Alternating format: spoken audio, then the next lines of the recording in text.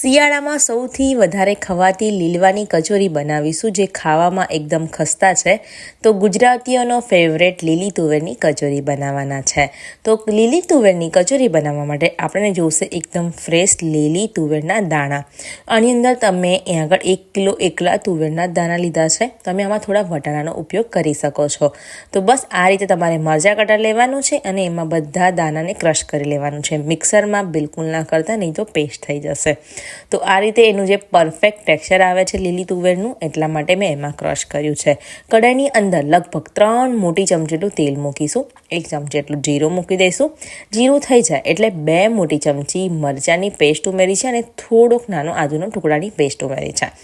બધુંને આપણે શેકાવા દઈશું. આમાં મેં લસણનો ઉપયોગ નથી કર્યો. તમને લસણ ભાવતું હોય તો તમે આમાં ઉમેરી શકો છો.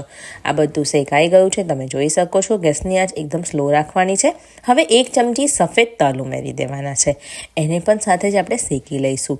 આ શેકાઈ જાય એટલે જે આપણે લીલી તુવેરનો ક્રશ કરીને રાખેલું છે તે બધું જ આની અંદર ઉમેરી દેવાનું છે. ધ્યાન રાખવાનું છે કે કોઈ પણ પ્રકારનું પાણી આમાં યુઝ નથી કરવાનું. આમને આપણે તેલમાં જ શેકાવા દેવાનું છે, એટલે તેલનો થોડો વધારે ઉપયોગ કરવાનો, જેથી આ લીલેલ તુવેરના દાણા જે છે તેલમાં શેકાય છે. ટોટલ લગભગ 10 મિનિટ જેટલો સમય લાગશે. તો આ રીતે તમારે વચ્ચે વચ્ચે એને હલાવતું રહેવાનું છે. એનો કલર ચેન્જ થઈ જશે. હવે આપણે મીઠું એડ કરી દઈએ સ્વાદ પ્રમાણે, કાં તો પછી 2 ચમચી જેટલું. હવે ફરીથી એકવાર મિક્સ કરી લઈએ. જ્યારે તમે આ ટેસ્ટ કરશો ને તો એકદમ સરસ સોફ્ટ થઈ જશે. એટલે તમારે સમજી લેવું કે આ ચડી ગયું છે અને તુવેરના દાણા ફ્રેશ હશે એટલે એને વાર નહીં લાગે. તો આ બધું મિક્સ થઈ ગયું છે. હવે લાસ્ટમાં આપણે ગરમ મસાલો ઉમેરી દેવાનો છે 1 ચમચી.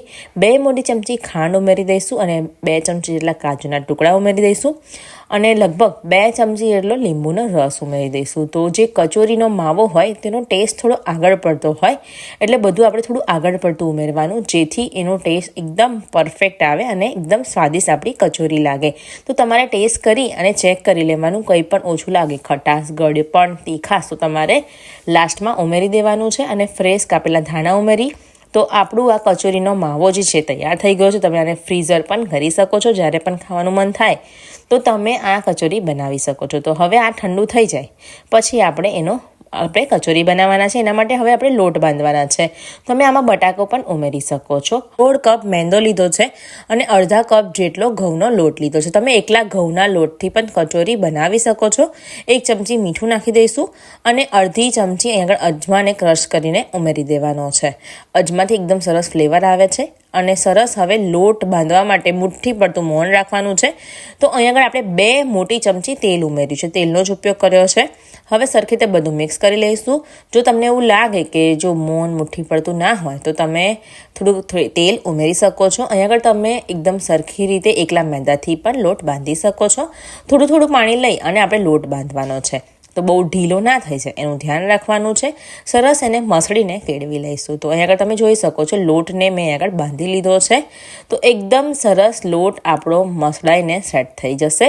તો આ રીતે તમારે એને સરસ કેળવી લેવાનો છે. ઉપરથી થોડુંક તેલ લગાવી દેવાનું, જેથી એકદમ સરસ રીતે એ સેટ થઈ જાય.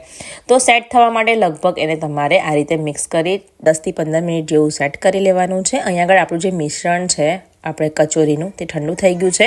તો એમાંથી તમારે નાના નાના બોલ્સ તૈયાર કરી લેવાના છે. જો તમારું છૂટું પડતું હોય મિશ્રણ તો તમારે થોડા પલાળેલા પૌવા નાખીને બાઇન્ડ કરી શકો છો, કાં તો તમે બાફેલું બટાકું પણ નાખી શકો છો. પણ આ રીતે બનાવશો તો એકદમ પરફેક્ટ એ બાઇન્ડ થઈ જાય છે. નાના નાના બોલ્સ વાળી લીધા છે. હવે આપણે અહીં આગળ સરખી રીતે આપણો લોટ પણ સેટ થઈ ગયો છે. તો ચાલો હવે નાની નાની પૂરી વાળી અને આપણી કચોરી બનાવી લઈએ.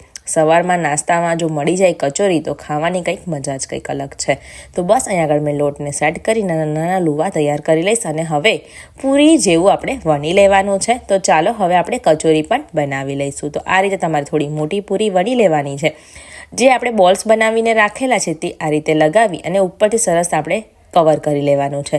તમે આ રીતે બોલ્સ બનાવીને રાખશો ને તો કચોરી બનાવવામાં એકદમ ઇઝી રહેશે અને જે આપણું પડ છે તે છૂટું પણ નહીં પડે.